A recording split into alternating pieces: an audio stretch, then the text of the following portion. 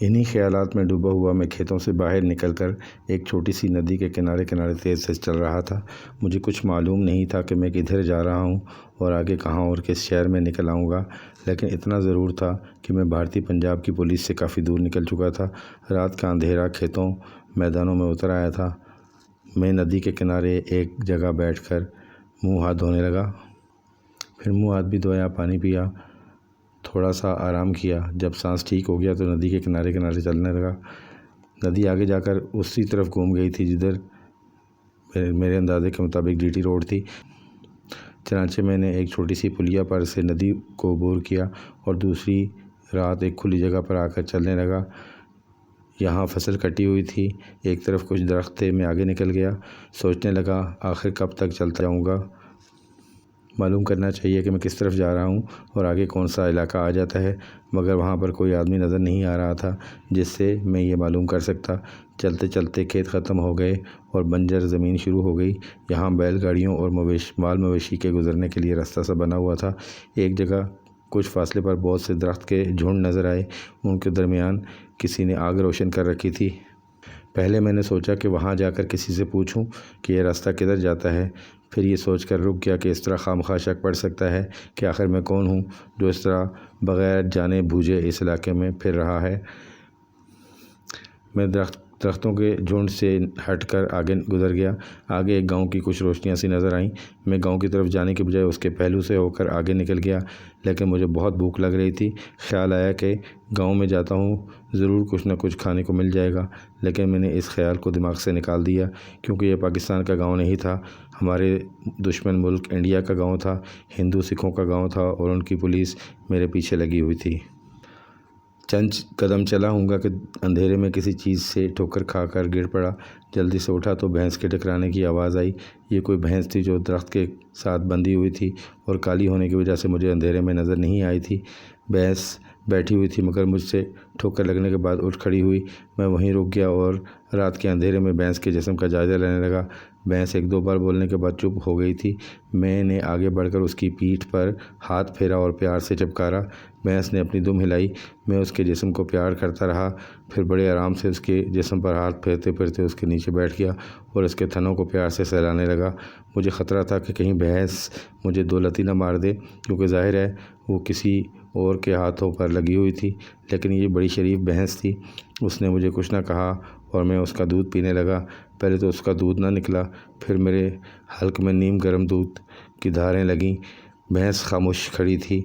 मैं खूब जी भरकर उसका दूध पीने लगा और हल्की ज़ुबान में उसका शुक्र अदा करके चल पड़ा। मेरी भूख और प्यास मिट गई थी। मैं एक मैदान में से गुज़र रहा था। रात का अंधेरा अब खूब गहरा हो गया था और सिर्फ इतना ही नज़र आ रहा था कि मैं ज़मीन को देखकर चल सकता था। आगे एक और छोटा सा गांव आया, उसके करीब ही एक गुरुद्वारा था। गुरुद्वारे के दरवाजे पर बल्ब रोशन था। अंदर से शब कीर्तन की हल्की हल्की आवाज़ आ रही थी। मुझे ना इस गांव का पता था कि उसका नाम क्या है और ना ये पता था कि आगे कौन सा गांव आएगा। मैं अंधेरे के समंदर में चला जा रहा था। दिल ने कहा यूं चलते जाना ठीक नहीं, कहीं ऐसा ना हो कि दोबारा वापस जालंधर पहुंच जाऊं। बेहतर यही है कि किसी जगह छुप कर रात बसर करूं, सुबह जालंधर पहुंच जाऊं। बेहतर है कि किसी जगह छुप कर रात बसर करो, सुबह जब सूरज की रोशनी निकले तो फिर पता करूँ कि लुधियाना शहर किस तरफ है और उस तरफ चल पड़ूँ। वैसे भी मैं चलते चलते थक गया था। वहाँ या तो अंधेरे में धुंधले धुंधले खेत नज़र आते थे या बंजर मैदान आ जाता था। रात बसर करने के लिए कोई ऐसा ठिकाना दिखाई नहीं देता था जहाँ अगर मैं सुबह तक सोता भी रहूँ तो मुझे कोई देख ना सके। चलते चलते मैं एक ऐसी जगह पहुँच गया जहाँ बेशुमार दरख्त आसपास उगे हुए थे। ये शायद आमों का कोई बाग था। अभी दरख्तों पर आम नहीं लगे थे, ये आमों का मौसम भी नहीं था। दरख्तों के नीचे बड़ा गहरा अंधेरा था। किसी कुत्ते ने मेरी बू सूंघ ली थी। दरख्तों की तरफ से उसके भौंकने की आवाज़ सुनाई दी। मैं तेज़ तेज़ कदम उठाता आमों के बागों से आगे चला गया। वहाँ दो चार दरख्त के साथ साथ खड़े थे। मैंने सोचा इन दरख्तों के नीचे पड़कर रात गुजार दूंगा। आखिर मुझे ऐसी ही किसी जगह पर रात बसर करनी पड़ेगी। कोई बिस्तर चादर तो यहाँ मुझे मिल नहीं सकती। मैं इन दरख्तों के पास गया तो मुझे वहाँ ऐसी बू आई जैसे किसी ने लकड़ियाँ जलाकर बुझा दी हों। मैंने कोई ख्याल ना किया और दरख्तों के नीचे जगह बनाकर लेट गया। अप्रैल का महीना शुरू हो चुका था। रात को खुली जगहों पर ओस गिरने से ठंड हो जाती थी। इन दरख्तों के नीचे ठंड बिल्कुल नहीं थी, ओस भी नहीं गिर रही थी। मैंने एक दरख्त से टेक लगा दी। सोचा इसी तरह लेटे लेटे जितनी रात बाकी रह गई है गुजार दूंगा। मैंने आंखें बंद कर ली और सोने की कोशिश करने लगा। फ़ज़ा में जली हुई लकड़ियों की बू उसी तरह आ रही थी। मैंने यही ख्याल किया कि यहाँ करीब ही गांव में किसी ने तंदूर जलाकर बुझा दिया होगा या लकड़ियों को अलाव रोशन किया होगा। मैं सिमट सिमटाकर दरख्त से टेक लगाकर आंखें बंद किए। नींद दराज था और सिवाय नींद के और किसी चीज़ के बारे में नहीं सोच रहा था।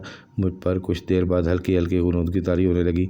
मैं नींद की आगोश में ही था कि किसी चोंटी ने मुझे काटा और मैं एक झटके के साथ उठ बैठा और पतलून के अंदर हाथ डालकर पिंडली पर बैठी चोंटी को मसल दिया। मैंने दोबारा आंखें बंद की तो मुझे किसी के आहिस्ता आहिस्ता बोलने की आवाज़ सुनाई दी। मैंने आंखें खोल दी और कान उस आवाज़ पर लगा दिए। साथ ही रात के इस अंधेरे में आंखें फाड़ फाड़ कर देखने की कोशिश करने लगा। आवाज़ किसी औरत की थी। वो रुक रुक कर कुछ बोल रही थी। पहले तो मुझे ऐसा लगा कि वो किसी से बातें कर रही है, मगर जिससे वो बातें कर रही थी उसकी आवाज़ बिल्कुल नहीं आ रही थी। आवाज़ रुक गई। 5-10 सेकंड के बाद आवाज़ दोबारा आने लगी। मेरे सामने 10-12 कदमों के फासले पर सरकंडों की झाड़ियाँ थी। आवाज़ उन सरकंडों के पीछे से आ रही थी। मैं उस तरफ टिकटिकी बांधे देख रहा था। अचानक सरकंडों के पीछे हल्की हल्की रोशनी नज़र आने लगी। मैं आहिस्ता से उठा और झुक कर चलता हुआ सरकंडों की तरफ बढ़ा। मैं मालूम करना चाहता था कि ये औरत कौन है और ये कौन सी जगह है। मैं सरकंडों के पास होकर बैठ गया और बड़ी एहतियात से 2-4 सरकंडों को हाथ से एक तरफ हटाकर दूसरी तरफ देखा। दूसरी तरफ मुझे छोटा सा चबूतरा नज़र आया जो कि ज़मीन से 1-2 फुट ऊंचा था। इस चबूतरे की एक जानब मिट्टी का दिया जल रहा था। इस दिए की रोशनी में मैंने एक औरत को देखा जो दोनों हाथों को जोड़कर कुछ पढ़ते हुए चबूतरे का चक्कर लगा रही थी। मुझे लगा कि यह ज़रूर कोई चुड़ैल या भूत होगा, मगर औरत का जिस्म और आवाज़ चुड़ैलों जैसी नहीं थी। मैं सोचकर वहीं चुप कर बैठा रहा कि मालूम करना चाहिए कि ये औरत यहाँ क्या करने आई है। औरत पर दिए की रोशनी पड़ रही थी। जब वो दिए की रोशनी के करीब से गुजरी तो मुझे उसकी शक्ल भी नज़र आ गई। औरत जवान थी और उसने शलवार कमीज़ पहन रखी थी। सिर्फ लंबे लंबे बाल शानों पर खुले थे। चबूतरे पर मुझे दिए की हल्की हल्की रोशनी में कुछ जली बुझी लकड़ियाँ पड़ी नज़र आईं। औरत चबूतरे के गिर्द कुछ चक्कर लगाने के बाद रुक गई। वो मुझसे बमुश्किल 4-5 कदमों के फासले पर थी। वो जलते हुए चिराग के बिल्कुल पास सीधी खड़ी हो गई। उसने पढ़ना बंद कर दिया था। 3 बार हाथ बांधकर चबूतरे की तरफ झुकी। फिर उसने पहले अपनी कमीज़ उतारी, उसके बाद शलवार भी उतार दी। अब वो मेरे सामने बिल्कुल उरियां हालत में खड़ी थी। मुझ पर पहला असर ये हुआ कि मैंने चेहरा दूसरी तरफ कर लिया। फिर ख्याल आया कि पता तो लगे कि औरत आधी रात को इस वीरान जगह पर चिराग लेकर क्या करने आई है। मैंने नज़र घुमाकर औरत की तरफ देखा। इस वक्त वो एक छड़ी से चबूतरी की जली बुझी लकड़ियों को कुरेद रही थी। या अल्लाह, ये क्या माजरा है, कहीं वाकई ये कोई चुड़ैल ना हो। मेरे दिल में ख्याल आया, मगर अब इस मामले को हल करना चाहता था, वहाँ से डर कर भागना नहीं चाहता था। औरत ने छड़ी से लकड़ियों की राख को कुरेदते कुरेदते उसमें से कोई गोल सी चीज़ लकड़ी से उठाकर बाहर निकाली और उसको चिराग की लौ के करीब लाकर गौर से देखने और धीमी आवाज़ में कुछ पढ़ने लगी। मैं देखकर वाकई डर गया कि एक जली हुई इंसानी खोपड़ी थी। औरत ने खोपड़ी को हाथ लगाया। खोपड़ी गर्म थी। उसने खोपड़ी को ज़मीन पर रख दिया। वो अपने साथ पानी का डब्बा भी भरकर लाई थी। उसने कुछ मंत्र पढ़ते पढ़ते खोपड़ी पर डब्बे में से 3-4 बार पानी डाला। जब खोपड़ी ठंडी हो गई तो वो उसे गोद में लेकर बैठ गई और यूं आगे पीछे हिलते हुए कुछ पढ़ने लगी, जैसे बच्चे को लोरियां दे रही हो। मैं अब सारी बात समझ गया था। यह मरघट या शमशान भूमि थी जहाँ हिंदू सिख अपने मुर्दों को जलाते थे। ये औरत वहाँ रात के वक्त चिला काटने आई हुई थी। ज़ाहिर है वो किसी करीबी गांव की औरत थी। मेरे दिमाग में एक स्कीम आई। मैं सरकंडों में से निकलकर अचानक उसके सामने आ गया। मुझे देखकर औरत की चीख निकल गई। उसने जल्दी जल्दी खोपड़ी फेंकी और ज़मीन पर से पड़ी हुई कमीज़ उठाकर अपने आगे कर ली। मैंने दूसरी तरफ मुंह करते हुए कहा, मैं तुझे कुछ नहीं कहूँगा, मगर जल्दी से कपड़े पहन ले। औरत ने जल्दी जल्दी कपड़े पहने। वो हाथ जोड़कर कहने लगी, भगवान के लिए किसी को ना बताना कि मैं यहाँ आई थी। मैंने कहा, तू यहाँ ये सब कुछ क्या कर रही थी और ये खोपड़ी किसकी है? औरत ने बताया कि वो एक हिंदू औरत है। 5 साल हुए उसकी शादी हुई थी, मगर औलाद नहीं हुई। किसी साधु ने उसे बताया कि अगर वो किसी कंवारी लड़की के जले हुए मुर्दे की खोपड़ी आधी रात को अपनी गोद में रख कर ख़ास मंत्र का जॉब करे तो उसकी गोद हरी हो जाएगी। चनांचे ये औरत जो साथ वाले गांव की थी, वहाँ औलाद की खातिर चिल्ला करने आई थी। उसे पता चला था कि शाम को इस गांव की एक कंवारी लड़की मर गई है और उसे जला दिया गया है।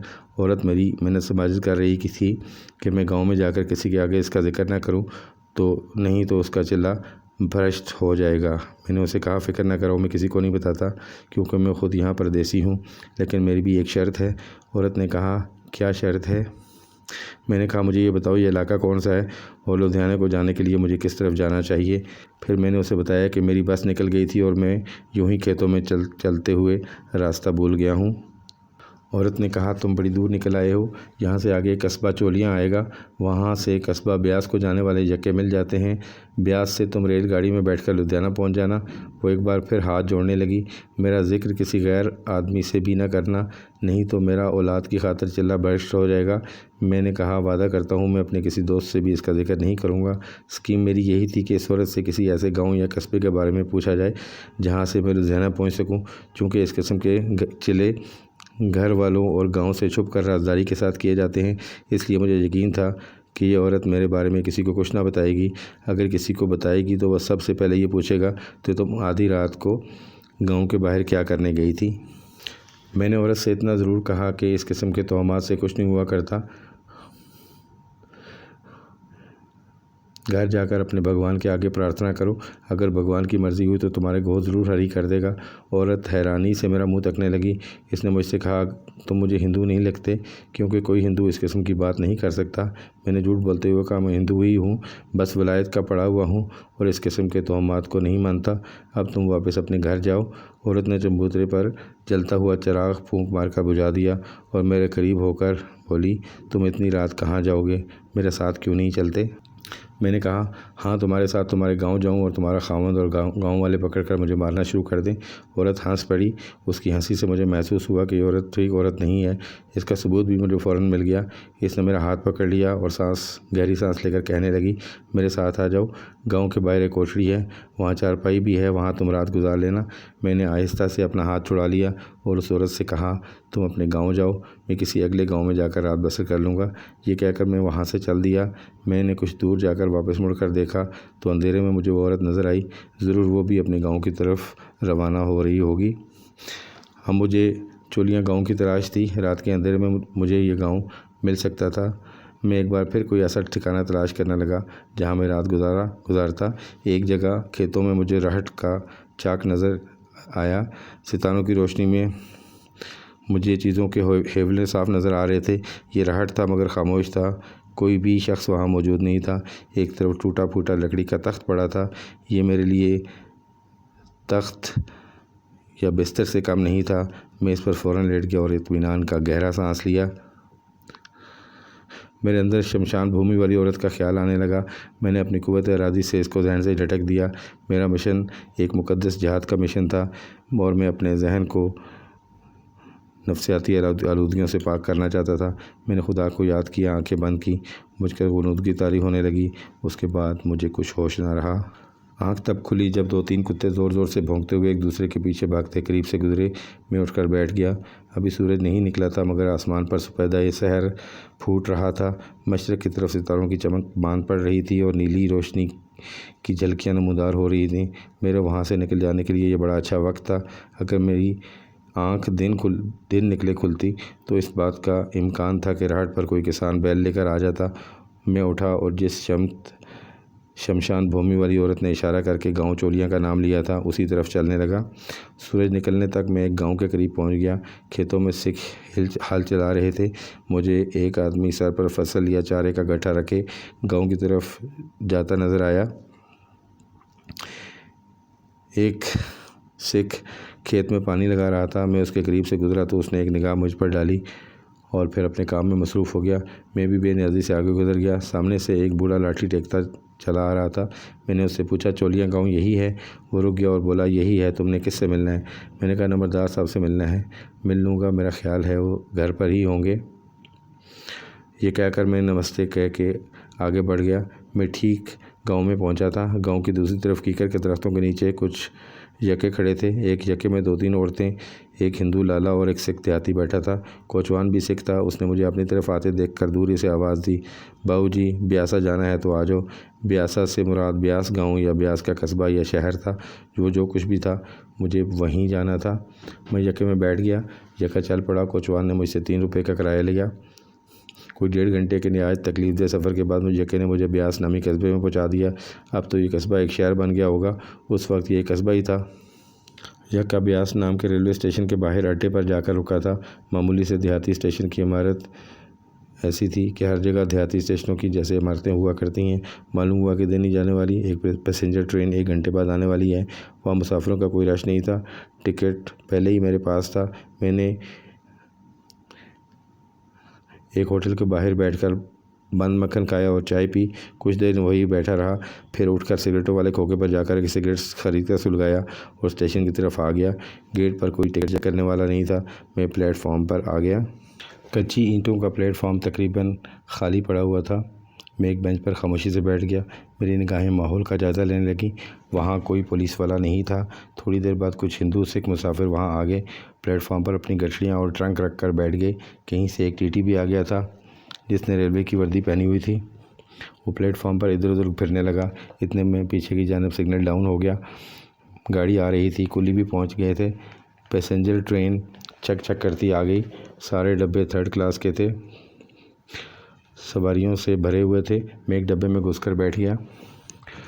गाड़ी ब्यास के स्टेशन पर 15-20 मिनट तक खड़ी रही। मेरी निगाहें प्लेटफॉर्म पर ही रहीं। यही दड़का लगा रहता था कि कहीं से कोई पुलिस वाला मुझे तलाश करता हुआ वहाँ ना आ जाए, मगर वहाँ कोई भी सिपाही दिखाई नहीं दिया। इंजन ने सीटी दी और ट्रेन चल पड़ी। थोड़ी देर बाद ट्रेन एक बहुत बड़े दरिया पर से गुजरने लगी। मालूम हुआ कि यह दरियाए ब्यास है। उसके बाद खुदा खुदा करके लुधियाना का स्टेशन आया। ये काफ़ी बड़ा स्टेशन था।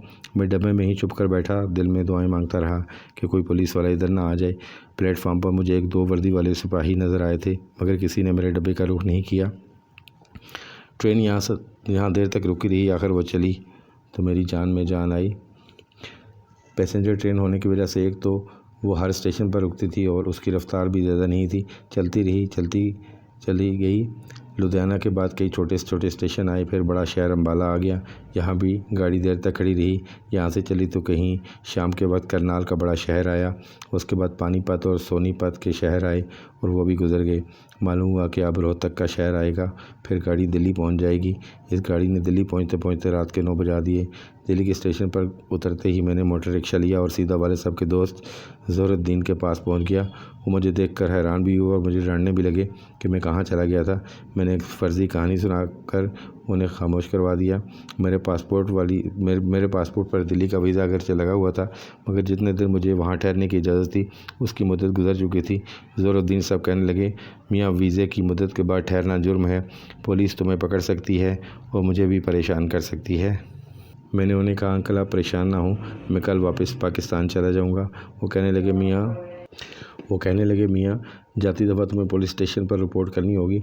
पुलिस तुम्हें वीज़े की मुद्दत से ज़्यादा क़याम करने पर वहीं पकड़ लेगी। उसका मेरे पास कोई जवाब नहीं था। बहरहाल मैंने यूँ तूँ करके रात ज़ोहरुद्दीन साहब के घर पर गुजारी। दूसरे दिन अपने कपड़े ड्राई क्लीन कराए, नहा धोकर शेव वगैरह बनाई। जितने इंडियन करेंसी नोट मेरे पास रह गए थे उनमें से कुछ 1 पाँव की जुराब में छुपाए, कुछ जैकेट की जेब में पासपोर्ट के साथ रख लिए। छोटा चाकू अभी तक मेरे पास ही था। ख्याल आया कि इसको यहीं फेंक देता हूँ, क्योंकि इसका अभी तक मुझे कोई मसरफ़ नज़र नहीं आया था। फिर कुछ सोचकर उसे जेब में ही रहने दिया। ज़ोहरुद्दीन साहब अपनी दुकान पर जा चुके थे। मैं भी कुछ देर बाद उनके मकान से निकल आया। तो दोस्तों, इसके साथ ही ये किस्त अपने इख्तिताम को पहुँची। आने वाली अक़सात को देखने के लिए मेरे चैनल को सब्सक्राइब कर लें, वीडियो को लाइक कर दें और अपने वैल्यूएबल कमेंट ज़रूर दीजिएगा कि आपको ये कहानी कैसी लग रही है। अब इजाज़त दीजिएगा। अल्लाह निगहबान।